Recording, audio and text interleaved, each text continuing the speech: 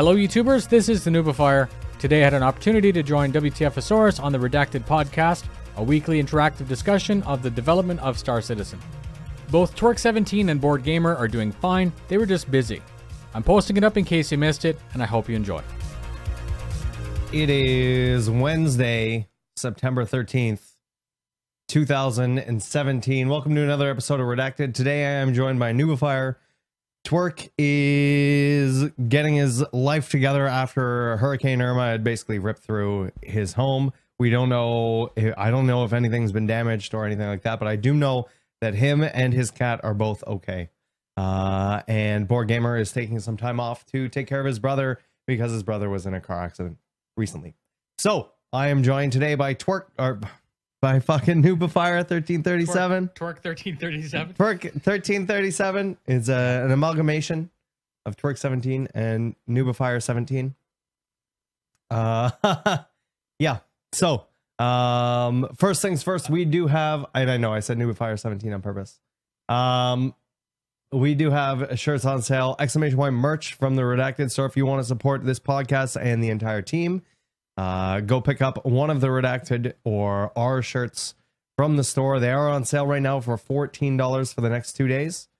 So go get one of those. Go get your hands on one of those. Go do it. Mine are boring, but that's okay. Buy it anyways. Noobifier on it. Yeah, so last week you may have noticed that there wasn't a podcast. Noob, you had to work last week. I was sick. Yeah. I could have done a solo thing, but I was sick and it wasn't happening. Board was in the same predicament that he's in right now, and Twerk was evacuating from Florida. So everybody's sort of been all over the place. Yeah, this is the Canadian edition. I feel like I need to add a Canadian flag. I don't know if I have a Canadian flag. You have done them solo before, and they're fine, but they're not the same, right? It's basically a normal podcast or your normal stream, but with you talking about the news. Yeah, I mean, it's a different format than what I would normally do, for sure. But hang on, I gotta get this little maple leaf going. This podcast is sponsored by the Canadian National Media Fund. We are not sponsored, although we could probably get sponsored by Canada. I think it's pretty easy, dude. I think it's pretty easy to can we get money for this? I think so. From the government. Like, for real. They're not gonna give me I do it from Canada. They might. Maybe. I mean, it wouldn't hurt to try. Dear Justin Trudeau. Dear Prime Minister Tim Hortons. Yeah, dear Pope Tim Hortons. I would, yeah. Please like it if you could. Please give me okay, next time for this, I know what I'm gonna do. I'm gonna take out a maple leaf like it says Redacted above us. So it's negative in the background, and it'll be a lot more subtle than this.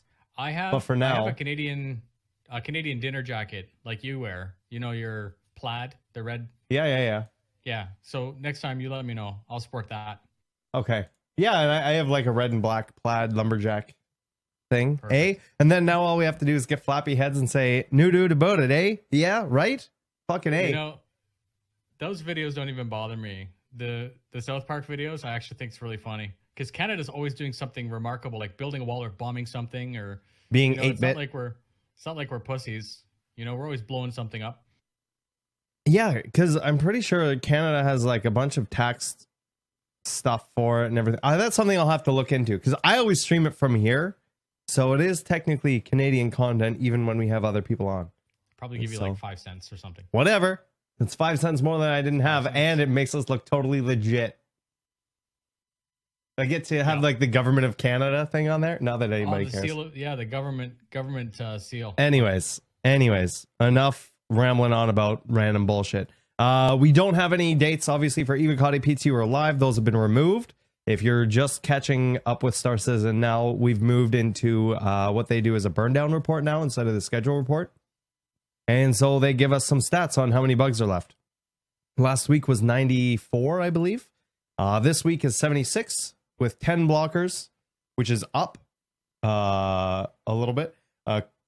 Critical is 50, high is 14, and moderate is 2. So the one thing I wanted to take away from this, if you guys aren't watching ATV anymore, it's not a little understandable. I mean, it's extended. People are frustrated. The blockers actually go up and down because as they do one, as they said, you pull on it and it opens up 3 other things that are all unhinged at that time. So although the number seems very high, critical 50, that to me, that's really frustrating, but it's lower than it was for whatever. I mean, it's doing one of these, right? It's doing like a roller coaster, and that's sort of how the burn down goes. So the problem with that though, is you can't really extrapolate from that and get any dates out of it because it's, we fixed 5 bugs and we've added 100, or we fixed 10 bugs and added none. And what does 50 mean? Like, how long does 50 how big are those bugs? What bugs are those? Right, I'm not a developer. So I guess the answer is we don't really have a schedule report and we don't really have any kind of context to what 50 bugs mean. Well, the other thing too is they don't give us any context for what a blocker is or for what a critical or high or moderate is, right? What a high might be to CIG might be trivial to us, or who knows, right? It really depends, and they don't really give us a lot of context for that. But that being said, those are the stats for this month. Moving on, if anybody has any questions, ! Question in chat, and I will get to those at the end of the podcast. Feel free to ask any questions to myself or Noobifier about our Twitch, our YouTube channels, the game, life, why board gamer's head is so shiny. That was a lot of work getting that out. Yeah, it's okay. Yeah, things like that. So first thing I want to talk about is anybody who's been to my channel this week knows that we attempted several times a trip from Port Olisar to Comaray 275 several times. It's my favorite one, by the way. So here's some footage. It's very riveting. I can actually, if you look at the VOD, you can actually change the speed to 2 times. So it only takes 14 hours, 15 minutes to watch instead of 27 and a half hours. But basically, breakdown is this. I'm going to be working on a compressed video. Yeah, like a time lapse. A time lapse. So you don't have 14 hours to piss away on watching a vlog or vlog. Let me know. Yeah. So hopefully we can get that down to 10 minutes or less. But, yeah, so basically this is what happened. I was kind of running out of ideas for content with Star Citizen, and that's why I only do, an hour or 2 a day. I still jump into Star Citizen, but it's, it's very minimal. And I was trying to think of anything. I want to try and do unique stuff. I want to try and push the envelope as much as possible. And something I had not ever seen or heard of was anybody actually doing station to station without quantum travel. And someone had brought it to my attention that someone had done it on YouTube and compressed it, but no one had done it live. So I figured, you know what? Why not? I originally wanted to do Yella to Selin or Selin to Yella, but that trip too far, isn't it? Is pretty far. In the Caterpillar, which is what I originally wanted to do this in, would have taken 12 and a half hours, or 12 and a half days. Sorry. Yeah, 12 and a half hours is whatever. I could sit here for that. And the messed up thing about this is, like, obviously this proves the point that it is possible. It's not just a cut screen, which is really cool. Like, I mean, not that we doubted it, but this is, again, proof of concept. And then the other one was, this is not even remotely as large as the universe. This is like a little teeny speck, and it's taking you like 12 days to get between 2 fairly common things that people normally take seconds to get to. But those people that are going to try to circumnavigate the planet, I'm sure you're going to do it. You're going to put a brick on the gas pedal and let your buggy go around the planet just to see. I would. I mean, it's not my kind of content, but it is surprisingly entertaining. As you found out, you had like 100 people watching even when there was nothing going on. So it was kind of like a vigil, people wanting to support and see what was going on. I liked it. Yeah, so it it had Choice of taken. ship was good too. Well, it took several times. So the first time I wanted to do it in a Caterpillar, and the reason for the Caterpillar wasn't because it is slow or anything like that. It was more of the multi-cruise ship aspect. I wanted to be able to walk around the ship. I wanted to see if that was going to affect anything. Being able to walk around and explore the ship while you're hurtling through space for 2.5 days is, I think it was going to take 3 days. 3 days, 3.25 days or something like that. So the first attempt, while I was walking around my ship, I walked too far in the tractor beam area on the right-hand side in the wing, and I had actually clipped through the wing and into space. And my ship kept going, and I was in space, and there was no way for me to catch up. So I had to start over then. And that was after 12 hours. And then the second attempt, the game had crashed 2.5 days in. I don't know what the crash was from. It didn't tell me. It crashed at 3:57 in the morning. And then I had just woken up like half an hour after that because my screen was showing my wallpaper, which is my dog on the grass. And so it was like super bright in my room. So that woke me up. And then the third attempt was with the Herald, and the Herald worked. Now the plan is that that I want to do one with a Caterpillar, and I want to do a longer one. So I'm probably going to set up. I might not do it with a Caterpillar. I might do it with a faster ship still. But I still want to do the Selene-Yela trip. But this does show actually the best ship because you can open the front. It's the only, as far as I know, it's the only one that you can open the front and actually. You can not only open the front, you can open the sides, you can move around. There's a bunch of different seats you can get into. Is it possible to do this with a second person, or are you doing this offline? I did this one on the offline mode. The problem is and I'm not sure if this is true or not still, but I think the live servers kick you off for inactivity. Right. That's one of the comments that I asked you, because that's one of my biggest concern was that, your mouse just sitting on a table every once in a while will move because, things move. But if it detected inactivity for like 10 minutes or something, it would boot you out. Right, exactly. And that would be a huge problem. Number one is the inactivity stuff. Number two is the netcode and their public servers. I don't know if they're stable enough to try and do this. We could try maybe.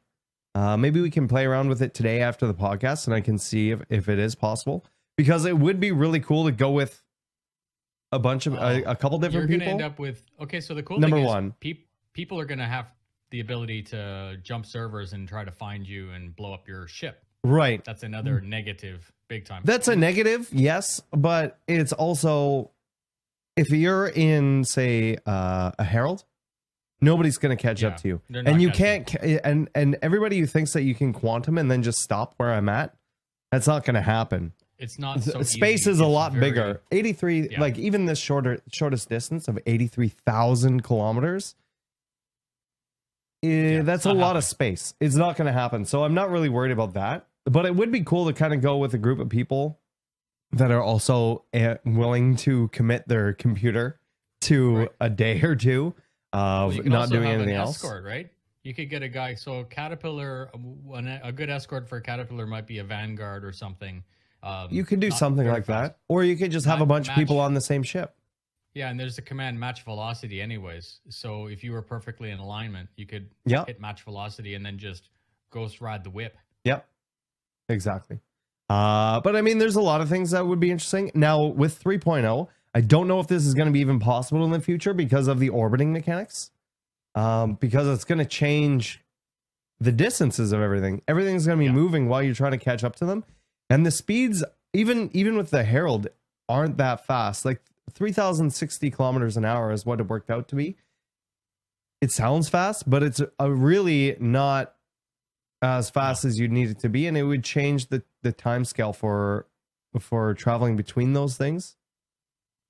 On the subject of orbits, though, I think that over the course of 2 days of travel, I don't think it's being made to like spin quick. I think that the intention is over the course of 6 months.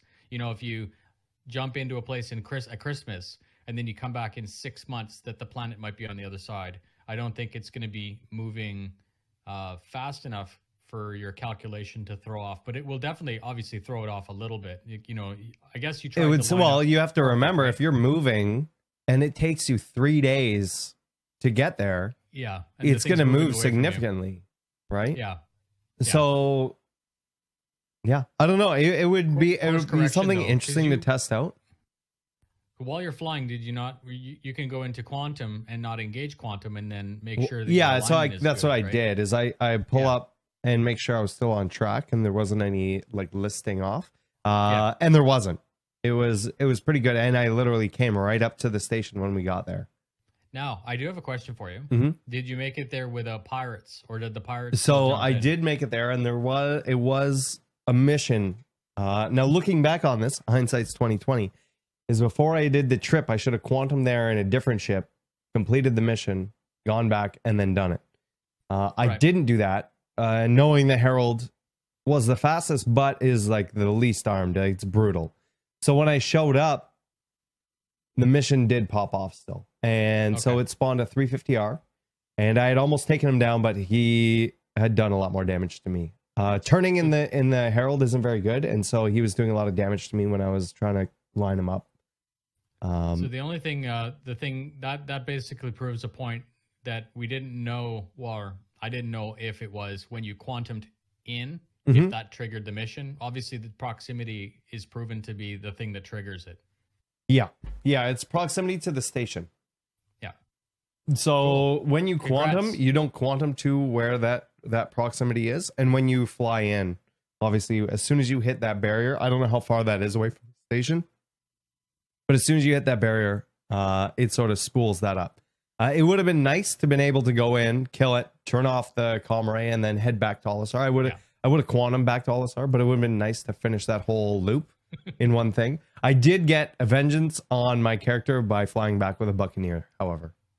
Nice. So then this is the thing, right? You have this proves a point that if you run out of quantum fuel, it's not necessarily the end of the world. I would never recommend this as a Koa. I would still say this isn't something I'd want to do in the you also have to remember this is the shortest distance in Crusader. One of the other things that I had talked about and thought about while I was doing this journey was in the end game, when the game is done or released or whatever, even in beta, I wouldn't mind if there was maybe some derelict stations or two or something like that you can't necessarily quantum to, but you have to actually have one of these long journeys to. And especially in like a large ship like a Caterpillar, if you can get some of the arena commander pods, I forgot what they're called, the sim pods, or some arcade machines or stuff like that, games to play while you're doing that travel. And then when you get there, you use a beacon for your friends or for everybody or whatever. And then they can jump in. And if there's some sort of little Easter eggs and things like that, I wouldn't mind one or two of those. I could see how it would get very tedious, though, if we didn't have Quantum Drive. And almost impossible for a lot of things. But I obviously, like, I play Battlefield a lot, and they always add, you know, little secrets and stuff like that, like Megalodon or something like that into the game, where a bunch of people do something and it triggers it. It basically means that people stop playing the game on certain servers and all they're doing is trying to trigger the event. It is great for the community. It's tons of fun. And of course, it's legendary when people finally figure out what it is. I know myself and my org, we went and our rented server, we shut it down for anyone except us. And then we went and like figure, you know, obviously you cheat, you figure out how to do it on YouTube or something like that, and you go trigger it, and it's super cool. It's just so much fun. So I do like the idea of that space station that no one knows anything about.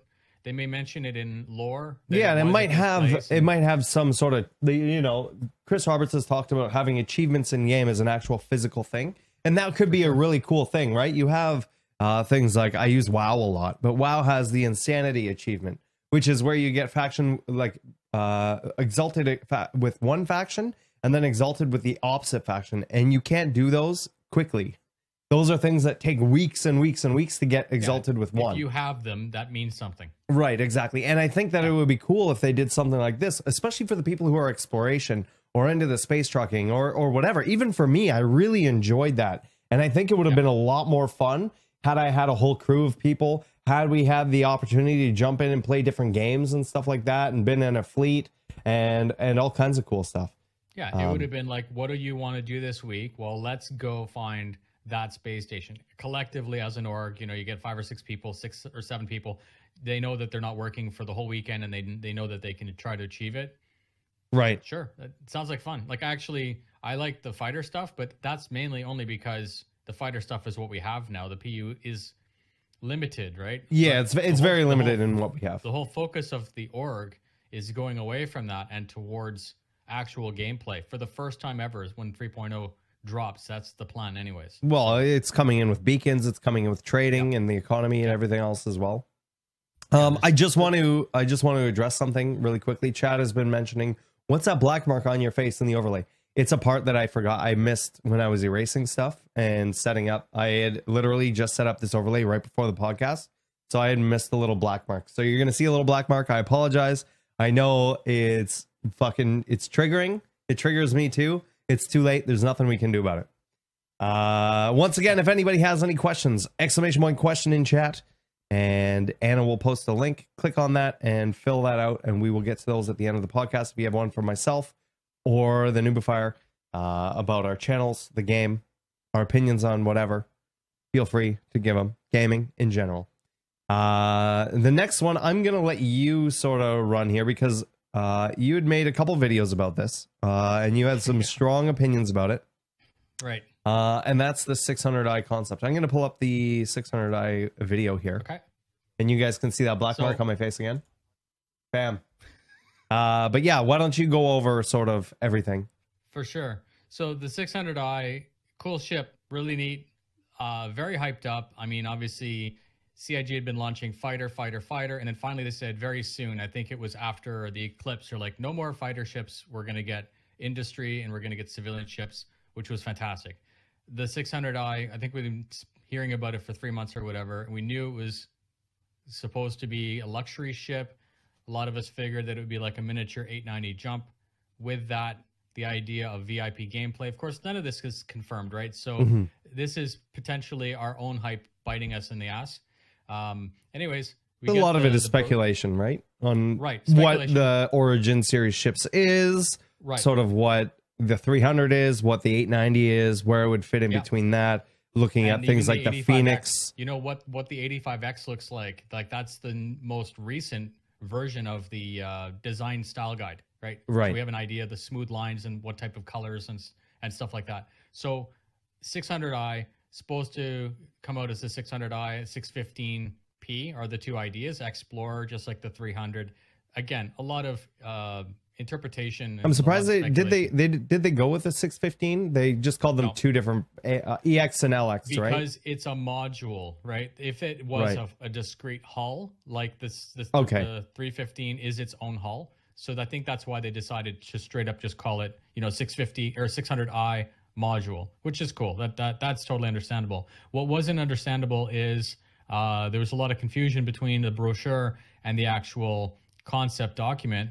And then the Q&A, as far as I'm concerned, was just the kiss of death. And a lot of people had, either you don't care that it costs $400 and offers no gameplay, which is perfectly within your rights. But from my perspective, as a content creator, I want more for my community than that. You shouldn't have to buy a space dick for $400, something that doesn't offer any revenue potential whatsoever. Again, that's my opinion. So what was CIG's response into what the 600i does or did at the time? So the 600i came back 100% that it is a luxury ship and that's why it's expensive. And that unlike the 890 jump that offers VIP gameplay, unlike the Phoenix that offers VIP gameplay, and the Genesis that offer or personnel transportation, that this ship, it was okay for it to not offer any type of money generating gameplay. Specifically, it's a ship for you and your friends to go off into the verse. And that's good, but to me that's extremely limiting the scale of who might want it. And if the intent of the ship is to generate funds for the game, then technically you should want it to be universally appealing, or at least appealing to more than 5 people. And that was the one that bothered me. And the worst part of that, and again, this is my opinion, you guys are more than welcome to have your own opinion on the concept sale. The thing that bothered me the most was the fact that this ship for no reason had had that gameplay removed from it, right? The idea was it doesn't have a stateroom for the VIP, so not possible.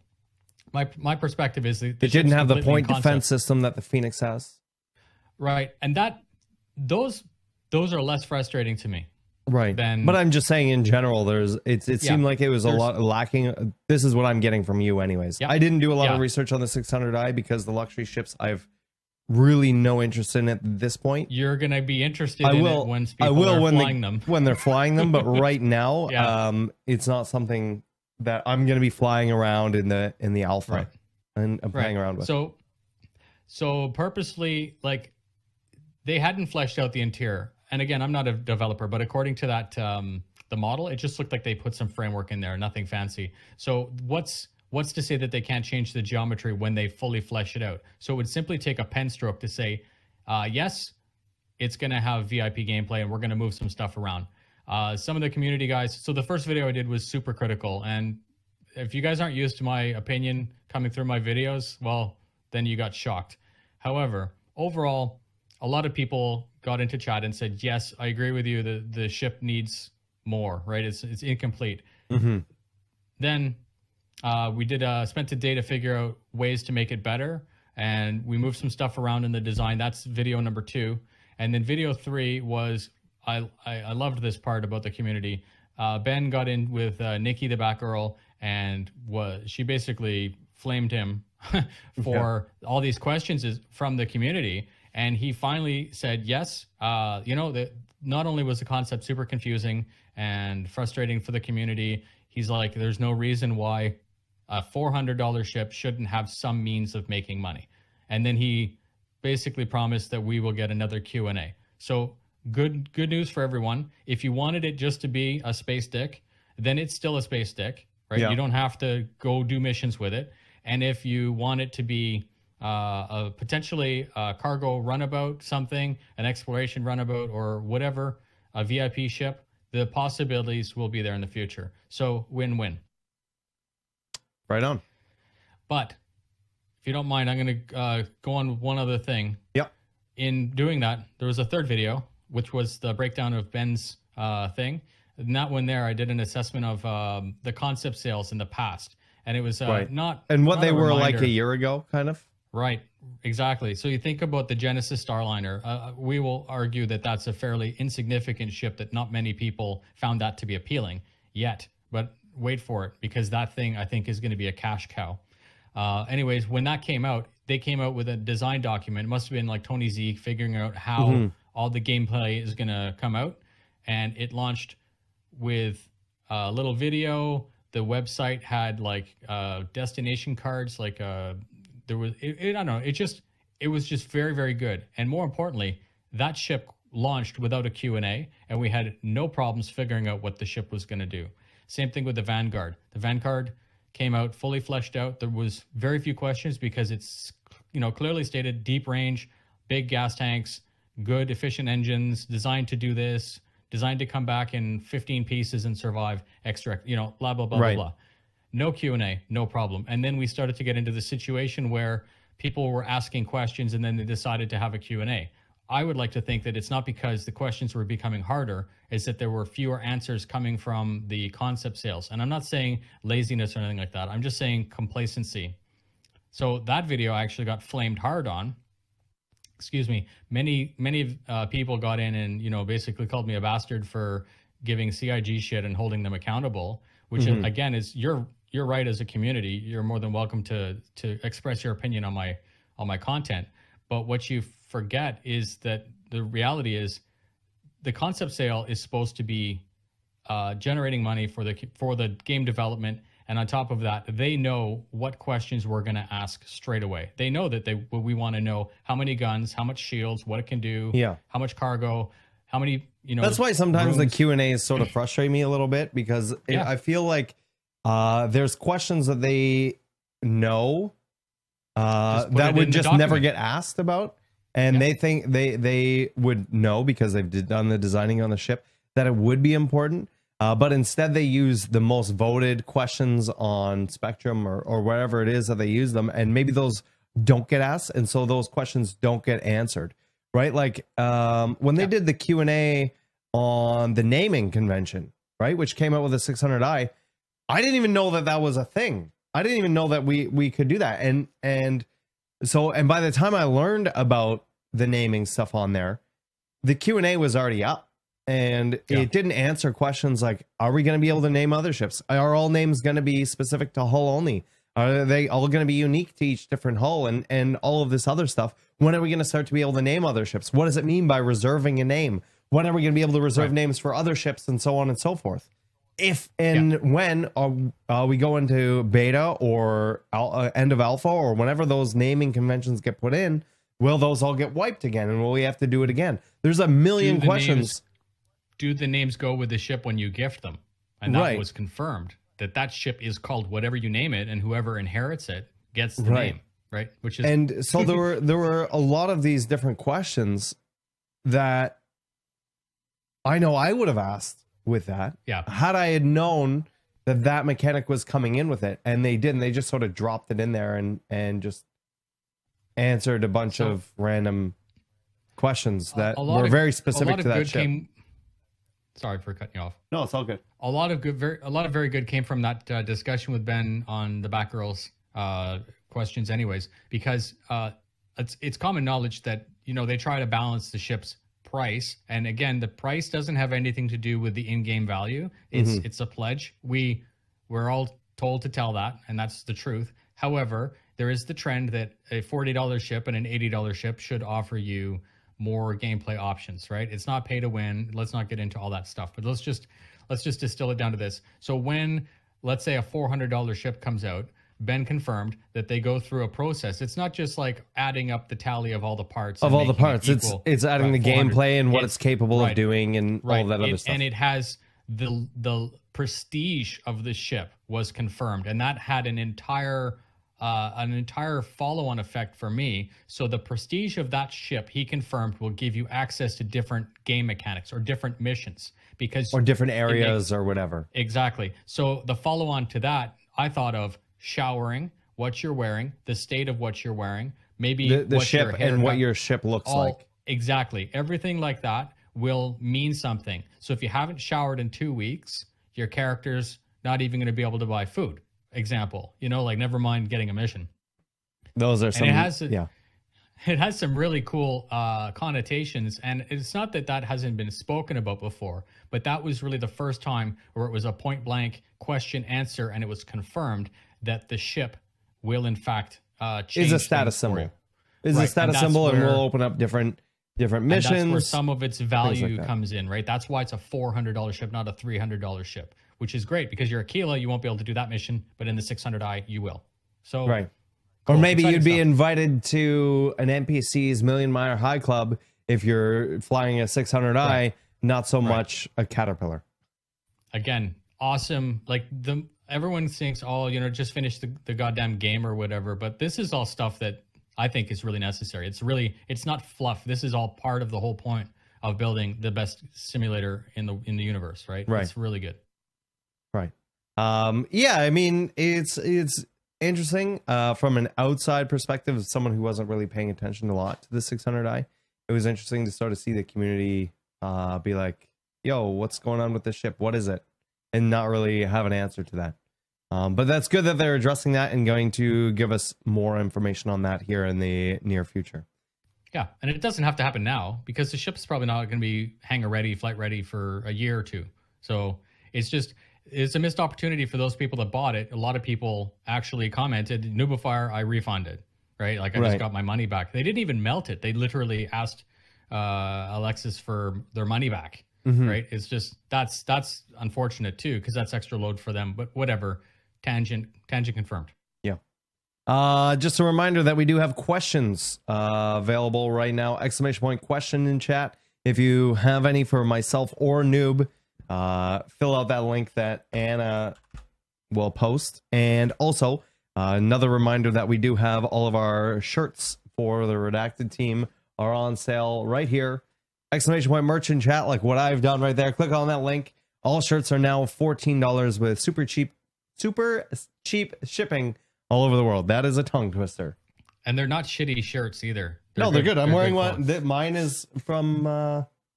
All of my shirts are done from the same company. The quality is quite nice.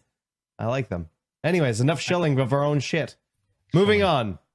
Stamina and atmosphere. So we surprisingly in this ATV, it wasn't just a burn down report this time. They actually had something to show. And I would say I like to tell people that I think it's even more significant to the game than planets. You know what we didn't get a highlight of, and I just remembered right now. Jump cuts.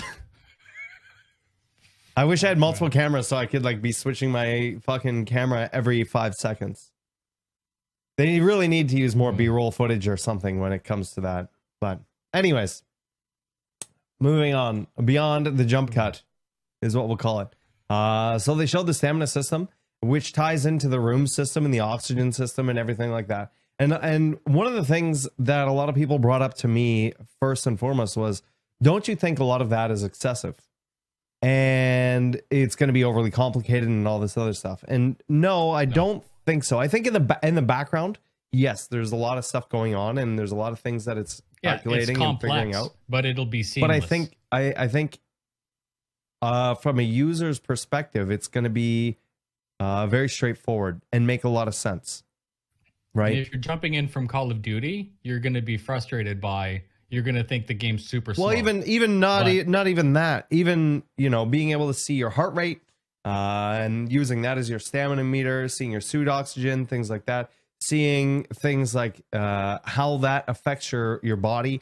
Going into, say, a ship and having its oxygen system purged or something open up and different things like that. All of that stuff is making it into a more robust system that they're able to do with all kinds of stuff, and instead of having to create unique gameplay experiences for each individual thing, they're creating this robust system that sort of envelops it all, right? I think is the best way to sort of explain that. I was not that I wasn't expecting it, but when I started to research it a little bit, seeing how every single thing is tied in, like the gravity, the kit you're wearing, your personal fitness, which that's interesting, because I'd like to see in a video game, it doesn't matter. You just tell your guy not to eat cheeseburgers and hit the treadmill, right? But you still have to maintain a certain level of fitness. And then there's a question is, can I beast myself and make myself even able to run quicker than another standard character, et cetera, et cetera. So all of that, you're blacking out, and then adding that to air, the consistency of the air also kills that. The G-forces you experience while you're flying. So that means if you're injured or you're tired or you're out of shape, then while you're flying, you won't be able to be as performing as another person, right? There's just so much. It is tied into everything. And like you said, it seems super complicated, but I don't think the end user, once the end user is used to playing the game, it'll be seamless. You'll just know, right? Yeah, I mean, so it's going to make a lot of sense from the user's perspective. I think they're showing a deep dive into it and sort of how it works in the back end. And while it's complicated, it's also necessary for it to run and work in space stations, on planets, on spaceships, in all the different environments and stuff. And it ties in with the room system. It's going to tie in with basically everything. And like I said, it being super robust like that is really important, because once that groundwork is done, then it's done for all of those things, instead of just Star Marine or space stations or ships or whatever. It's the back end of the entire game. As much as I'd like to say that the planet system, once the planet system, the procedural planet system is done with the level of detail, steps and the pyramid layer. So like as you get closer, more detail is shown, being all of that automatic. Once the tooling is done for that, and this is the same thing that we've been saying forever, the reason that we're looking at 5 years now, or 4 years, however many years of development, and we're still only in this infancy, is because all of the back end stuff is the stuff that takes massive R&D. They basically have to brainstorm how it's going to work and then build it on the way. And then they're like, oh, well, what about if we add air? And it may sound like feature creep, but at the end result is, once the tooling back end is done, then that one Then it's system done. will be universal for any environment, because all they need to do is say that this Earth has no air. This Earth has, like, I don't know, twice as much oxygen as normal. And that might give your character a narcotic effect if he takes his helmet off. Right. And a lot of people are saying, okay, well, this is introducing a lot of things that are going to be complex for the user. And that's what I'm saying. It's not. It's complex on the back end, yes. But in the long term, it's better that they do it this way and create a system that sort of, like I said, envelops all mechanics in the game like this, with your blacking out, your redding out, your oxygen, your movement, the room system. It works with all of that, and then it's done properly, and it doesn't need anything else after that, right? And then it's really easy to balance.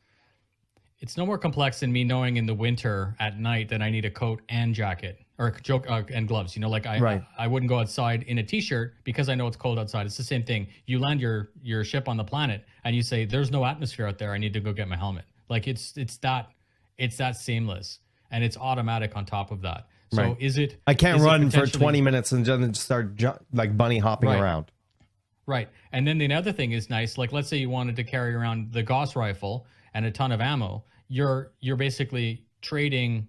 You're making a commitment to carry that, and knowing full well that your character won't be able to run, and it's automatically in check. Well, I want to cut you off here really quickly, because there's another game that I've been talking about lately, and I know a lot of people might roll their eyes at this, but is also introducing a stamina mechanic very similar.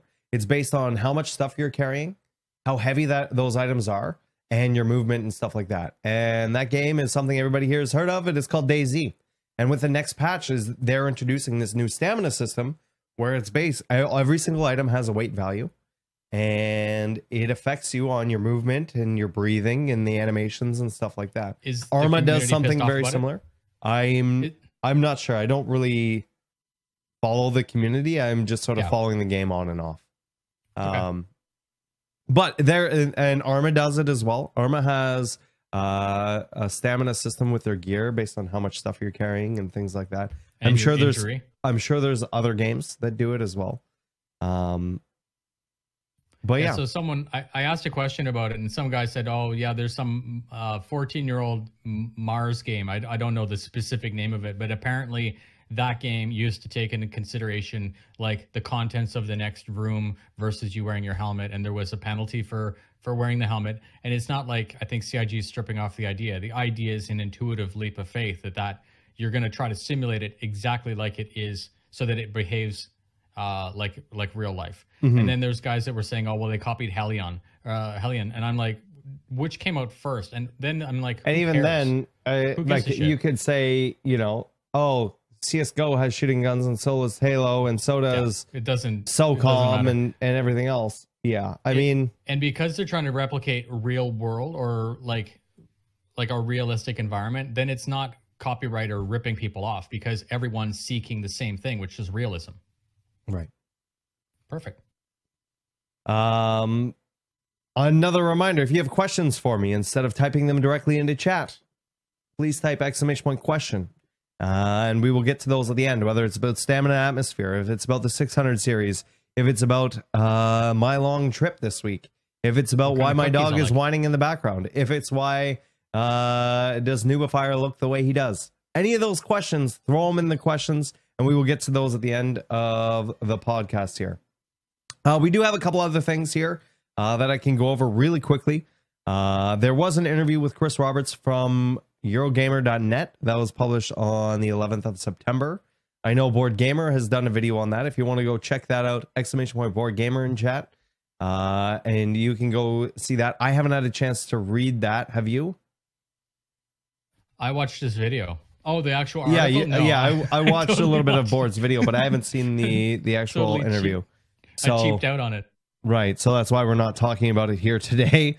But there is a quote from it that is quality is always the #1 priority. So if we need to redo something versus staying on schedule, they'll redo it.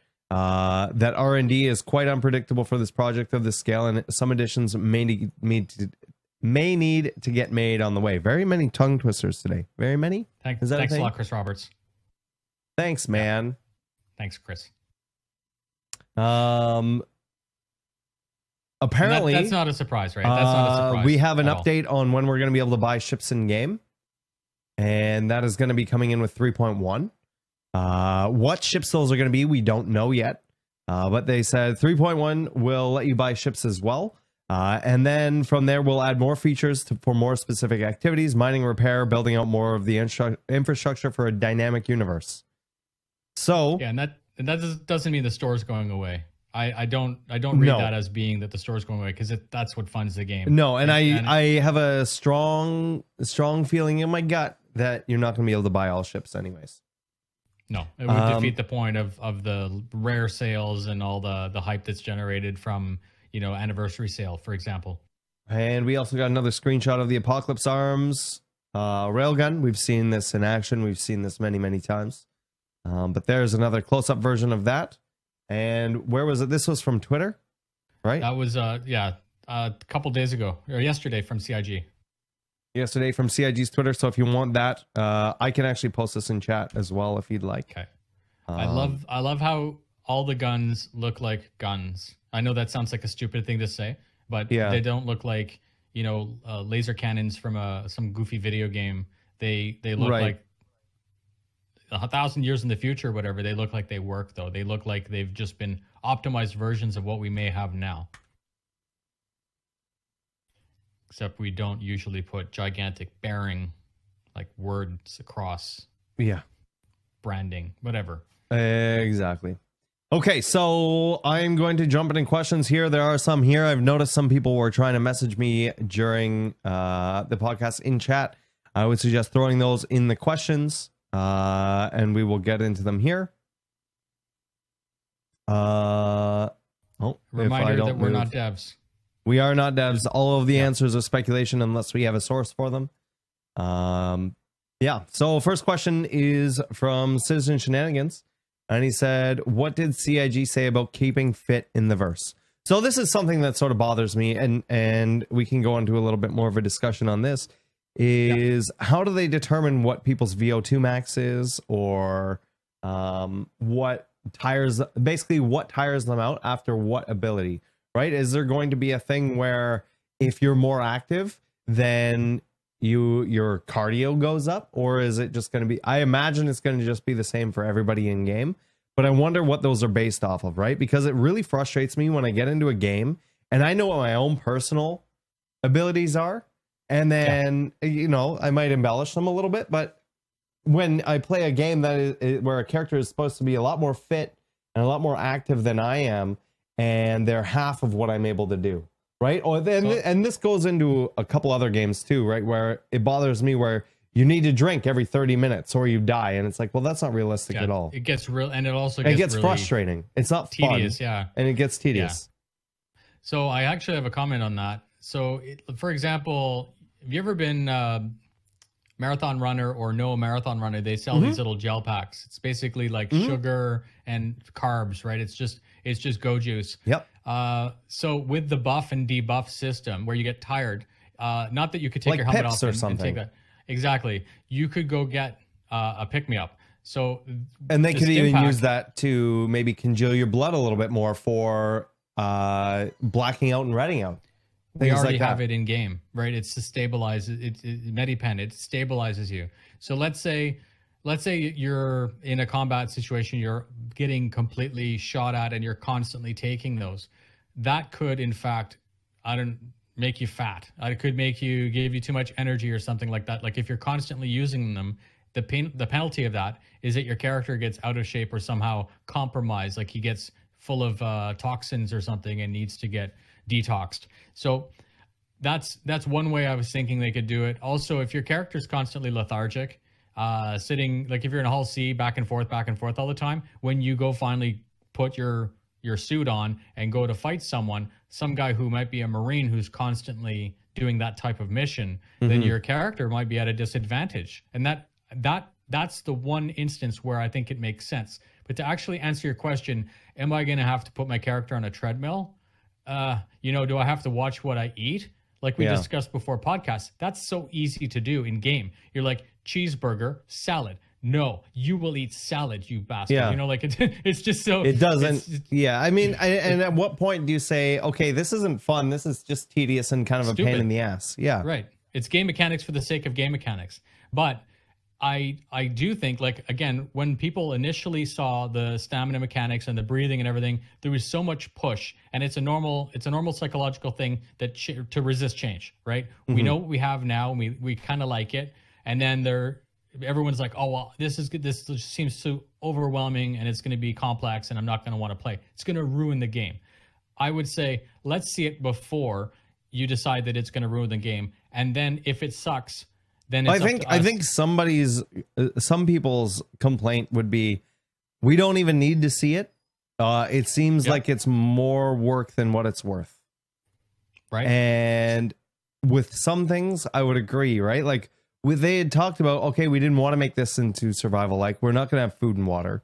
But and then recently that's just changed, right? Where they said we're going to be doing the food and water stuff. I know, but we haven't seen it yet. It's not like Rust, like you say, where every 5 minutes you have to. Well, we don't. To be honest, we don't know that yet. I can guarantee you that knowing that. But the problem is as much as you would like to be able to guarantee that, you can't really. We don't know enough about it. Let me say it this way then.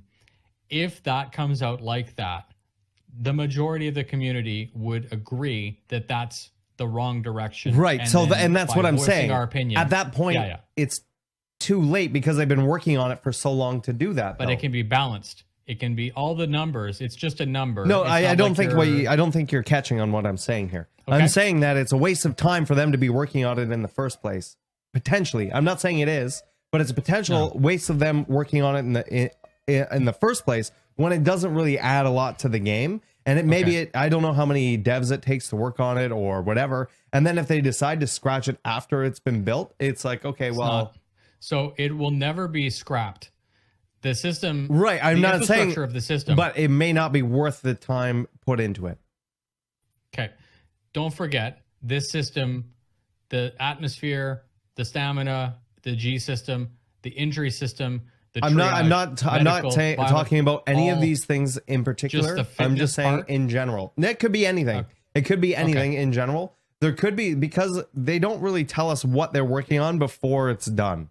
Right? And so there may be mechanics that they are working on that look, the procedural planets took really quickly, right? And so they decided to go with it. There may be something that takes a long period of time that just isn't worth that time sink in them developing it. That's all I'm saying. I understand what you're saying. I'm normally more optimistic than that, and I did a lot of research into trying to think about how, like, reverse engineer how the system works based on that presentation, and I do think that the juice is worth the squeeze. I think that this will result in, regardless of balance, because balance can be changed after. It could, like, let's say it comes out and it's very, very rigid and very difficult to play. It's very frustrating. They could set, let's say, all the variables to 0.5 of where they currently are, and then you'll still get all the game mechanics. Right, but then my thing is, at that point, is it even worth it to have it in as a mechanic? And that's all I'm saying. I'm not saying it's one way or another. I'm looking at it not from an optimistic point of view, not from a pessimistic, but more of a realistic point of view. Cost. What does it cost? What is it? Costs and man hours, where those people could be working on systems that we know that they need to get in, that we know that people want to play, whether it be exploration, mining stuff, filling out more of the planet side stuff, filling out more of the whatever mechanics that we know are going to be fun. Yep.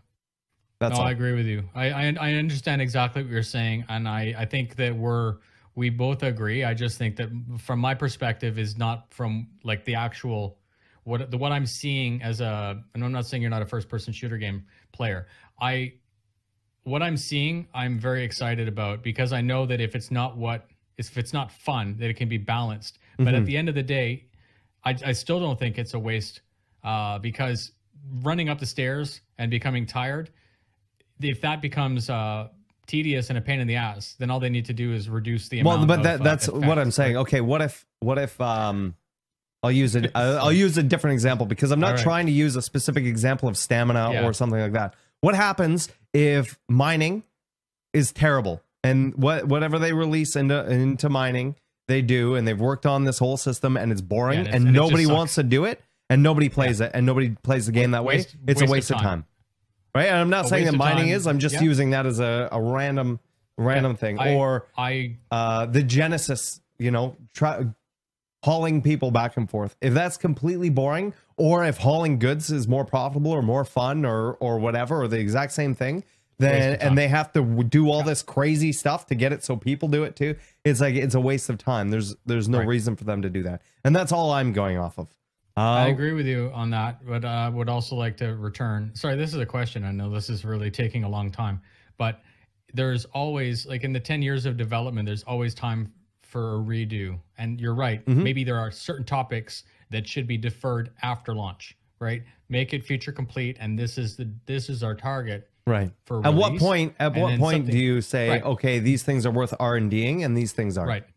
Do we need this Genesis Starliner right now before launch? I would say no. Right. Fuck it. Is it something that could have come in afterwards? I mean, you can't go back into the past and change that, but I think that's what they should be looking at. I think a lot of people are really concerned about feature creep. I think a lot of people are really concerned about the tediousness of some of the mechanics that they do talk about. And so I think that they do need to start focusing on some of the more major mechanics that we don't know anything about, like mining, like trade, like piracy. The exploration is a huge one, right? They need to start working on that, getting the scanners working, getting all those working before they start working on things like food and water and all this little tedious little things. I'm going to bring in the next question, but I'm going to go AFK for a moment. So the question is, during Stamina ATV, they mentioned the introduction of poisons and viruses. Will this put the medical profession more in demand, or do you believe these types of infections will be remedied with your healing pen?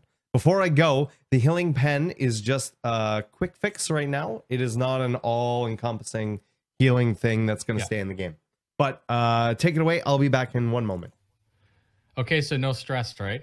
I'm by myself. So the way I look at it is you're asking specifically about the poisons and all of that. I actually did a little piece on this on part of my video, where if you had a room that was contaminated, you would basically not know until you open the door. So do you have your helmet off? Now you get contaminated. Does this do the scenario where you almost want to have a canary scenario where one of your team is not wearing their helmet so that they can feel the effects of that? Now, let's say that person gets hit by that. Yes, triage, being able to stabilize, like Soros was saying with the Medipen, maybe there's some future game mechanic for that. But I think as a minimum, what we would do in real life is get that person out of there and away. So put them in Cutlass Red and then medevac them out. Right? I don't know. It makes sense that there would be that type of game mechanic built into it, and really the death of the spaceman, even the demo that came out with it for Gamescom or SitCon 2014 did have the drag mechanics and the guy being resuscitated. I don't actually think that's a bad game mechanic. A lot of people, if you're used to Call of Duty, you're just running around and shooting people. Even if you're on team deathmatch, if you have Battlefield, there's a little bit more of that teamwork where, you know, one guy will choose to be a medic and bring a guy back to life to keep the team working. And then the other guy is obviously going to be your support guy or whatever. In this game, not having classes like that, your class is basically what gear you bring with you. That's super appealing to me. Hello. Hopefully that answered your question. Hello. There you go. Hopefully that answered your question. But yeah, it doesn't give me a thumbs down. Thumbs up. Basically, the introductions of poisons and viruses, I thought they weren't doing that. But once again, this is one of those things. Is it worth introducing now? Right. How much gameplay does that really? Is it really important, or is that something they can introduce later on? It's definitely something they can put in the future, because all they need to do is, instead of saying the room is oxygen, nitrogen, and something else could be toxin, and then they would only need to add what that toxin does to your. Does it make you black out? Does it make you fall down? Like all that. The causality behind that can be added after the fact, but the balance is that core mechanic has to be ready to take those variables. Right. Let me just mark these questions. Next question is from Sparks1, and he says, with the orbit mechanic we will have in 3.0, well, that they're trying to get in 3.0, we don't know if it's going to be in yet. They do mention on the schedule report they are trying to get it in. They're orbiting in the rotation of moons and satellites and such. Will that also take into account the possibility to keep a ship in orbit around the moon planet while the moon planet is orbiting around the sun? That's another thing. I don't know if we're going to see like, I don't know if it's something that you'll be able to set your ship to orbit this nearest entity. Well, another way of doing it is that once you get in, obviously if the planet has atmosphere and you're hovering, then it would make sense that your ship is moving with it. It's not moving. It's moving, but it's not moving relative to the planet, right? And you're part of its atmosphere. Yeah, let's say like in real life, we're moving with the Earth. An airplane in there. Now, what happens if that ship doesn't have an atmosphere? Like the planet isn't. What if the planet doesn't have an atmosphere? A good example of that would be Levski. A moon, exactly. So then, does the ship? Let's say the planet's spinning so fast that the ship would have difficulty keeping up, right? Is it just bullshitted that that you'll be stationary? And I think that's likely probably what they'll do. They'll default to. Yeah, but then it is at what threshold? How close do you have to be considered in orbit? Right, and that's sort of where I was going. Is people want to orbit a planet, but what is the gameplay with that? What is the gameplay with orbiting a planet from 10,000 miles out? I have an idea. If you wanted to, where I fits, I sits. If you wanted to hold a piece of territory as your own, let's say your org's base was one of those drug factory things that you can do. If you needed to defend it, then park a ship in the atmosphere, right? Hover over. Well, yeah, in the atmosphere. I'm talking, obviously, I'm talking about outside of atmosphere. I think that's what the question is about. I think the question is about outside of atmosphere orbiting mechanics with ships. Like a Captain Kirk, like we have like ISS space station, right? Okay. But it's a player ship. I don't think we're going to see that. And even if they wanted to introduce that, what is the gameplay behind that? Why would you introduce that? What is the purpose? There doesn't seem to be a lot of purpose for them to introduce that, unless it's something very easy for them to do, but I can't imagine it would be. So if you had, let's say, 2 javelins and an Idris, right? Idris, whatever, British people, I get it. Let's say you tried to capture an entire planet. Let's say Overdrive was large enough to take an entire moon and make it theirs. Then I can actually see the desire to put orbiting spaceships, like gigantic, basically marking the territory and defending it. I can actually see that. But I can't see it coming in, obviously, with 3.0. Yeah. I don't know about that. That's one of those mechanics that I touched on earlier. I don't know if it's worth the time to develop into that and work into that before. Yeah, that can be after launch. We don't even have the ships required to do that, anyways. Like I was saying, the capital ships aren't even available yet. I don't know if you guys can hear that. My dog is chewing on something, but like moaning while chewing. It's really weird. She does this. Yeah. Anyways, so sorry if you can't hear that. Are you losing my mind? Says, with the rework coming soon, aside for bug fixes, what are your hopes for the 300 series, or do you even care about the 300 at all? I want to see it pick up the style guide from what they've been showing with the 600i, the 85X, the 890 Jump, those kind of ships. I want to see more of those lines. I want to see it more sleek. I want to make it look more luxurious and less like a space plane. Right. I think it should still look like a 300. Yeah, but I think it could be lines.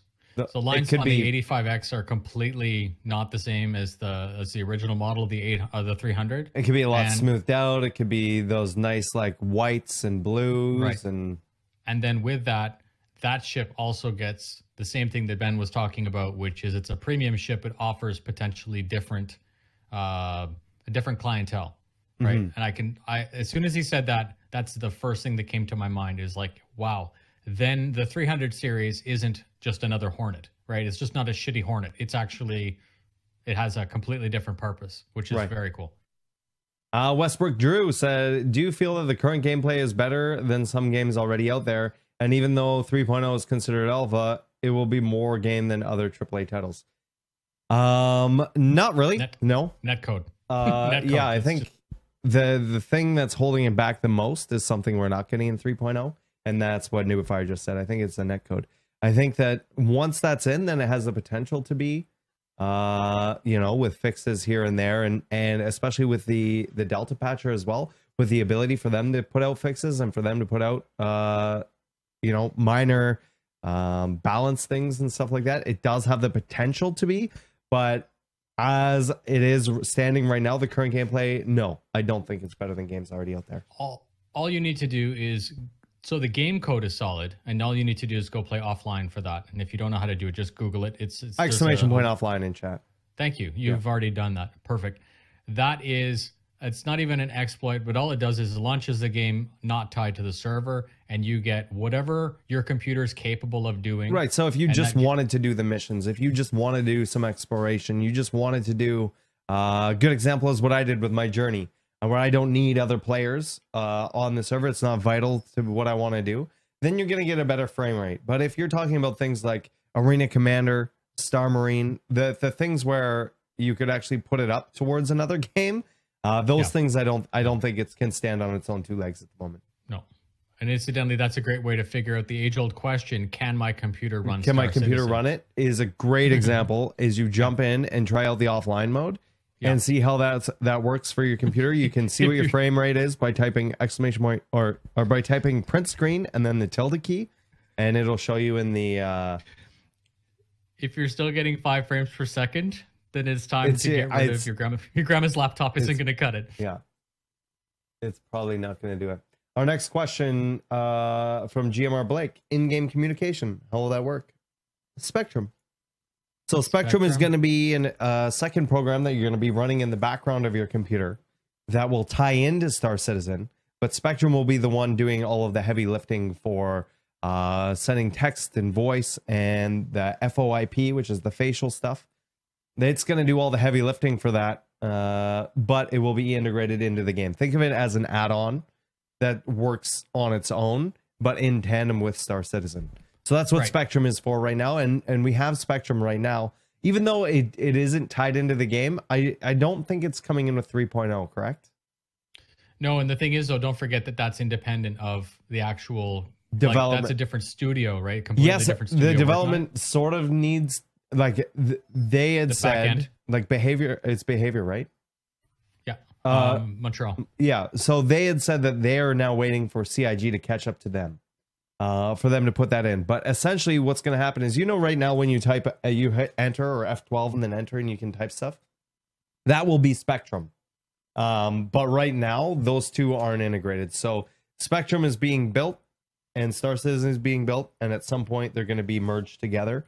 But they're still going to be their own entities. Spectrum will be built into the launcher, right? So you'll have the launcher running in the background that'll run all your Spectrum stuff, which will do all of the same things, similar as Discord, with your voice, your text, your video, and stuff like that. Yeah, and we all agree, though, with that, is that unless they're able to replicate the functionality we have in Discord, or if there's some kind of exploit that someone can overhear a conversation and screw up their plan, people won't use it. People won't use it. Mm-hmm. So I'm expecting actually great things from Spectrum with that in mind, right? Yeah. Mr. Yellow says, what will you do around SitCon? For those content creators who are not going to SitCon, we are going to be doing the same thing that we did for Gamescom, and that was Redacted Citizen Theater 3.x. 6.5 hour live stream. Yeah. So we'll be doing the same thing, where we will be giving commentary over the presentation. If that's not something you're into and you just want to watch the presentation, you can go to the Star Citizen channel and just watch it there. But we will be giving our commentary and thoughts over it as we do that.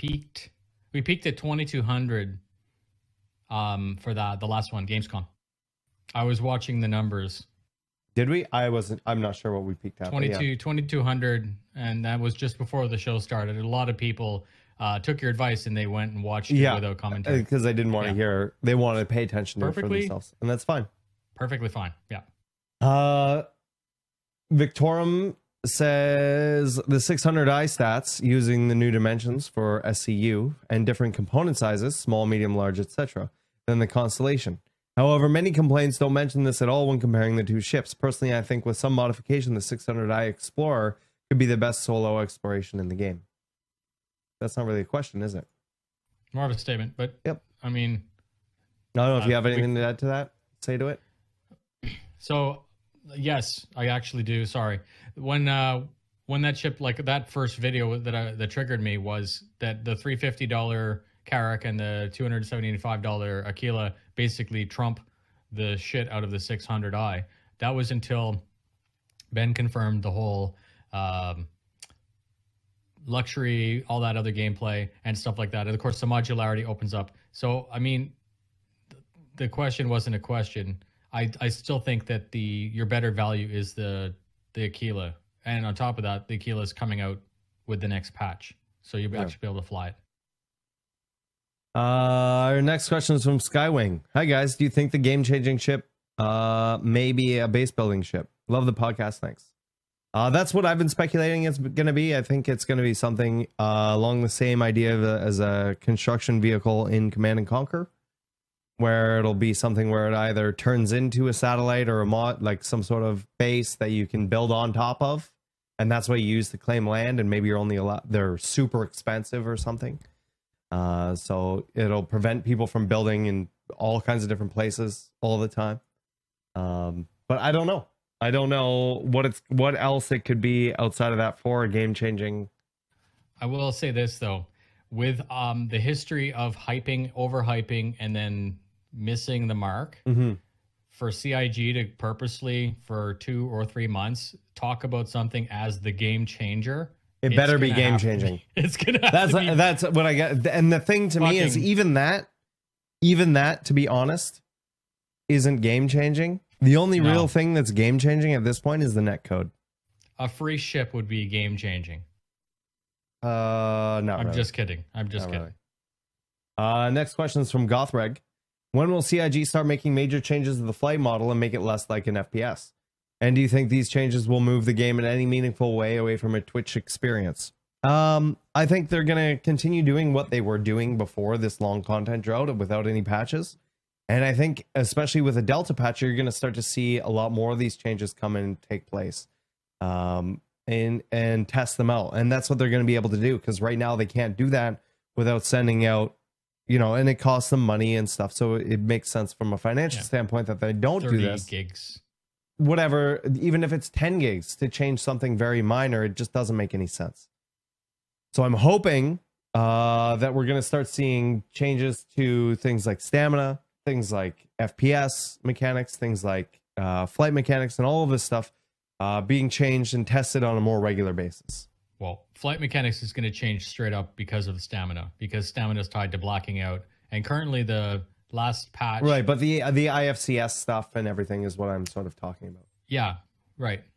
Definitely, I'm not expecting it to get worse, because right now it's not an enjoyable experience. As a person who really likes to fly Arena Commander, 2.0, 2.1, 2.2 is all good. The flight changes were frustrating, but I got used to them. But then 2.6, actually, as far as I'm concerned, broke stuff that the pips aren't lining up. People are blacking out erratically. There's a lot broken with it.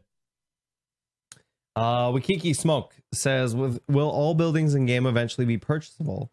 And if so, can we rent them out to players? Sorry if this has been asked and answered from Hawaii. Anyways, yeah, I don't think all buildings will be purchasable. I know that I think they do want to do like different condos and stuff like that. They've talked about doing that. I think we know that they're working on a procedural city thing. What's going on with that? I'm not really too sure. They haven't really said too much. GTA 5 where you can buy an apartment? Yeah. Okay. So not all buildings, because No, like not all buildings, the medical for bay sure. and the bar and like, you know, the stores, obviously you can't buy those. And there'll be stuff But, that's owned by NPCs and things like that. right. And then even now we're even in an or having a difficult time figuring out how, you know, like Grimhex has, let's say 8 or 10 hangars, how that would look, because technically there could be 1,000 people that all think that hangar 1 is the one that they bought, but physically not possible to do that. So how would that, you know, how would that work? So, and then on top of that, if you have a potential 1 million players in the game, that's a ton of real estate that needs to be purchasable and locked down, right? And then you have like I said, it boils down to how they're doing their procedural city stuff and what's going on with that, depending on if they're going to instance it, if it's going to be a one-off thing or whatever. Yeah. In terms of renting it out to other players, I don't think that's going to be a gameplay mechanic that they're going to work on. There's no slumlord mechanic. No, but I think that if you wanted to do that for RP or something, you definitely would be able to. Same thing with your ships and whatever. We know that they're going to be able to rent out ships, so maybe that mechanic might be able to transfer over very easily. And it's just a couple different lines of code to make it work. So maybe, but it's not something I am going to expect they're going to put a lot of time into. I can see that more being an NPC game, like a mission, rather than like I sell source time in my apartment kind of stuff. Cooney says, how do you think the medical ship gameplay is going to be? My hope is that it'll primarily be NPC focused for the hospitals, then used as player spawn point for orgs. It does not make sense to use it as a player hospital, as it could be hours before an injured player is moved to one. However, a mobile spawn point system where various sizes have different spawn tickets would be more appealing for an org to bring one along. This is something they talked about before with the medical stuff, is that there will be a spawn point. We still don't know a lot of the fine details with that. But you basically touched on everything that they had talked about already. We don't know anything beyond the medical stuff beyond that. And I think that I would like to hope that we're going to hear more on that mechanic sooner rather than later. I would like whoever, sorry, I didn't catch the name, whoever had that question, can you go over to my channel in the job series? I did a 10-minute breakdown of what we knew as of the document, Death of a Spaceman, and all of every research that I could pull after the Endeavor concept sale and the Cutlass even. So please go check out that video. Hopefully that answers your question. It's pretty thick. Our next question is from Rupture. Do you feel CIG could make weapons more lethal? For example, take the P4 AR ballistic rifle. The RPM is 360. The spray is terrible. The iron sight blocks the view. There's no silencer or grip. There are no scopes, nothing.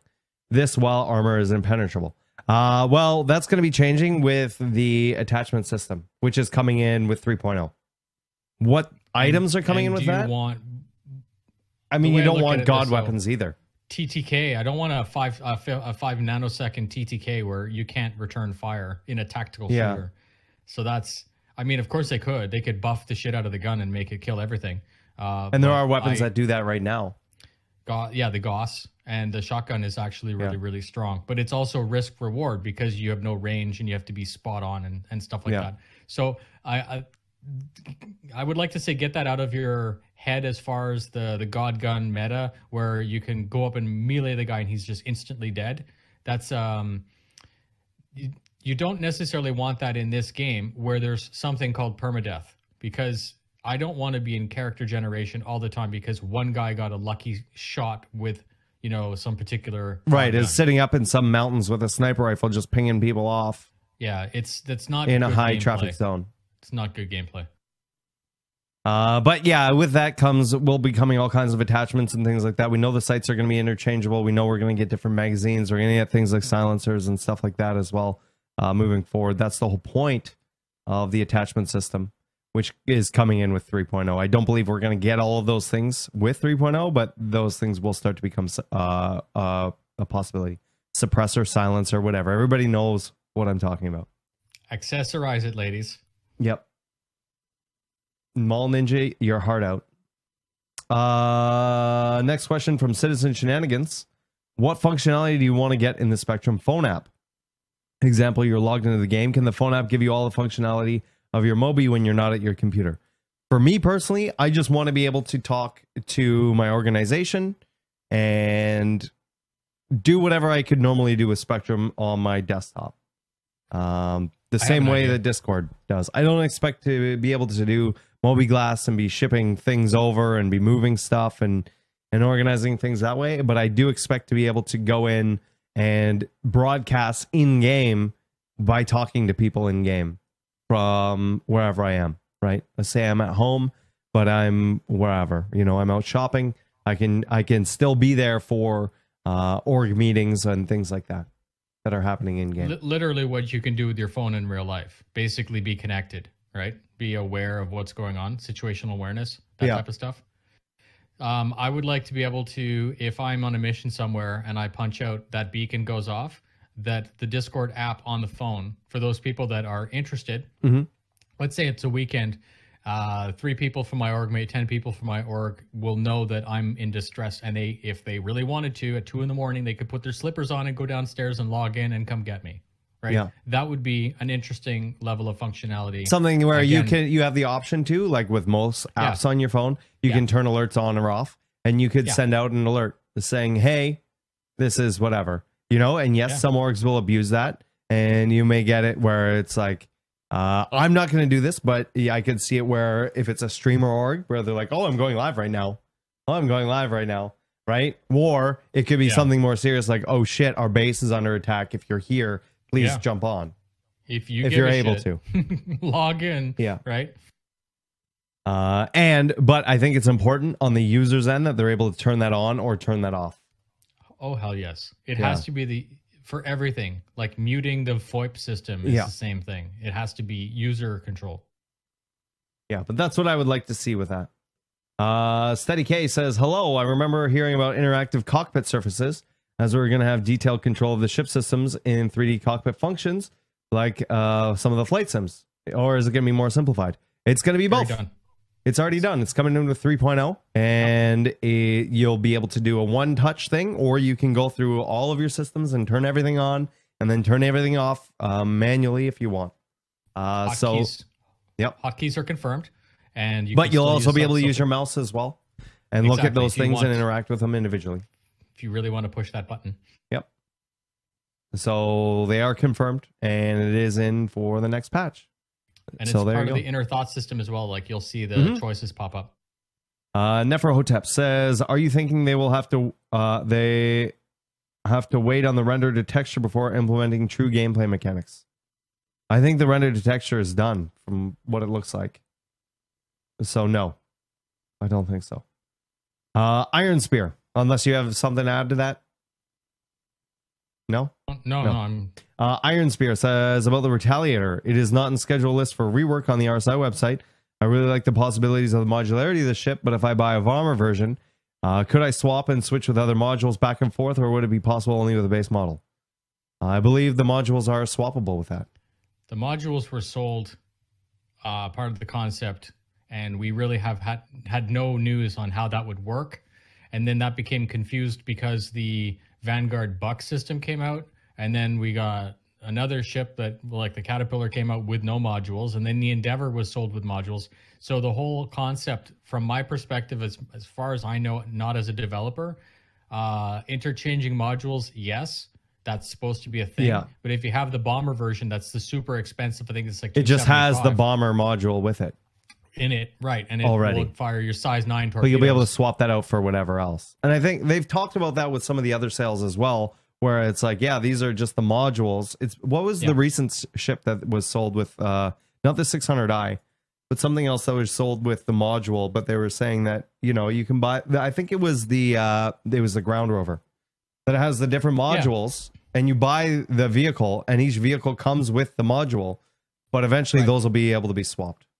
Right, and you weren't able to buy other modules. You bought it as it comes. Right. And then knowing in the future that you can change out. So think of your Retaliator like that, because they sell Retaliator base, I think, is $150. And then the Retaliator Bomber is not even on the same price range. It's like two something, right?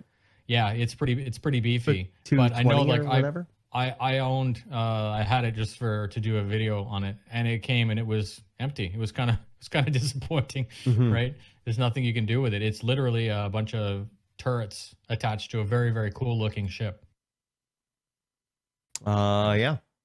Our next question and our last one here is from, okay, no, I lied. We have one more before this. Hell's Havoc says, in regards to stolen ships in 3.0, how would you feel about stolen ships having to persist for a set amount of time in universe, example 6 hours, before they disappear when the thief logs out with them? I feel like this could add lots of gameplay opportunities for bounty hunters and potentially a ship recovery specialist. I think that the mission would just disappear if they log off. And then when they come back on, the mission comes back on. I don't think requiring people to stay on for 6 hours is reasonable at all, especially if people need to go and there's nobody attacking them, then they should be able to just log off. So what do you think? Do you think that after 3.0, for example, if I stole your ship and then I logged out with it, let's say I parked it or whatever, do you think I should be able to log in and pull out your ship? Yeah. Next time. Yeah. I think that's how it's working. They talked about very briefly about the owning of a ship. So whether you legally own it or you physically own it, and physically owning it. So if you log out with that ship, then I think that you should still own that ship. Yeah. Right. So then if someone logs back in again, they still have that countdown, right? They can, it's lifetime insurance or whatever, because it's alpha. It doesn't matter. There's no insurance. They'd have to pay the deductible and they could get their ship. And then so there would be two different versions of that ship flying around. It'd be hilarious if it was something like a 2 or 3 day, like very cooldown for like some of the larger ships. Yeah. Penalty, dumbass, don't lose your Starfare. Or now you need to maybe crew up with a friend and try and get it back. That would be fun. The problem with that is if that's your only ship, then that's where it creates issues right now, because you can't create a mission to get that ship back. I see. But don't forget too, and the other game mechanics, there's no guarantee that you're going to be in the game environment or universe that person is going to be back. It's very unlikely. Yeah, so you won't be able to. It may be just they may be only to jump on once a month. Yeah, so it's gone. Yeah, it's not possible. It's too complex, I think, to do the bounty return. If the guy logs out, you're done. That's it. You lost your ship. Yeah. Our next question is from Grizzled. When we use oxygen, that will have to come in spaceports. Do we have to buy it? And if so, where do we buy it? Or is it free? Will there be oxygen supply ships? We don't know. We don't know right now. I imagine it's just going to be a free mechanic. I have an idea on how it might work. But as soon as you take off your helmet, obviously you're walking around, you're just breathing the air, and I don't think it's going to cost any money. What I would like to see is some games have it that when you go from no atmosphere back into a breathable atmosphere, that you can recharge your system, bring it back up. That wouldn't cost anything, but that would still give you the need to manage your oxygen. To be in oxygen stations and door to door to door. Like you have a surge period of time, and then of course you use your oxygen at a different rate depending on what you're doing. You also have to remember to fill that back up is the big thing.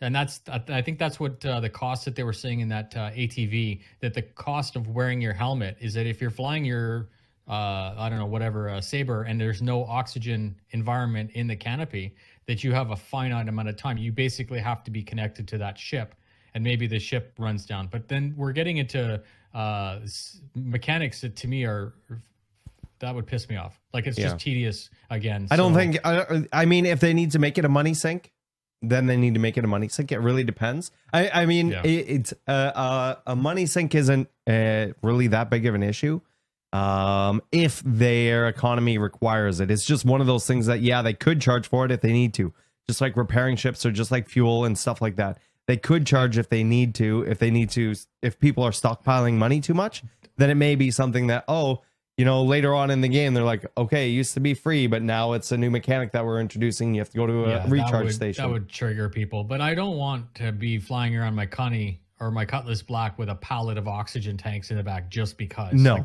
that is not fun. That's just you shouldn't have to retrofit it into ships and stuff like that. So I imagine that, okay, this is how I could see it. Over time, it could take a long period of time if it's just recharging in normal atmosphere, but you could go to a recharge station and get it filled up right away instantly. You know what I'm saying? So if you're flying around in space for a couple hours or whatever, then it just recharges over those couple hours, right? And may or may not get to full. But if you want to fill it instantly, you could go to a recharge station on a planet or a station and recharge it instantly. So you could have best of both worlds. Well, it works just like your insurance then. You're basically paying the premium for not having to wait. Right. Right? Right. It's good. I like it. Yeah. Developer. That is the last of our questions here. So really quickly, Nubifier, what are you up to this week? And where can people find you? So you can very easily find me on the Nubifier 1337 on YouTube, Twitch, Twitter, definitely, and Facebook. This week, I'm hoping to get a review done of some game controllers. A company called Virpil makes ambidextrous left and right hand set of I'm expecting very high quality joysticks. And they've partnered with my channel and they want me to do a review. So that's definitely a no-brainer. Super, super cool. I'm still recording audio for the HCS pack Phoenix, which is mine. And that's going to include lore and Galactopedia. So you will be able to say, Phoenix, can you tell me about Port Olisar? And I will tell you, as Phoenix, what Port Olisar is all about. It's a lot of work, but it's totally, totally cool. There's going to be a video coming out pretty soon called Diminishing Returns, which is all the decision-making behind me choosing to go from $100 joystick or $100 microphone up to a $1,000 microphone set. Channel's close to 28,000. Thank you very much for your support. That really means a lot to me. Like, it's fuel. It makes me want to do more. You know, the positive interaction and the comments and everything like that is very, very good. Focusing a bit on getting my org, all the cobwebs dusted off as 3.0 comes out. We're getting the people together and forming ranks and looking forward to that. And then, of course, SitCon, that live stream with you, and hopefully we get the entire team of Redacted together and we'll watch SitCon live with you guys. I know you said short. That wasn't short. That wasn't short, but that's okay.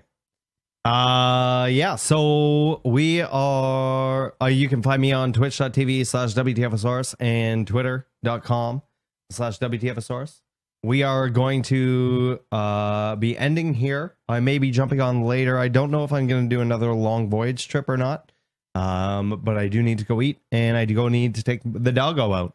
We are, however, going to go over to Uber Nerd's channel, and we're going to go give him a follow. So go click on that link right there.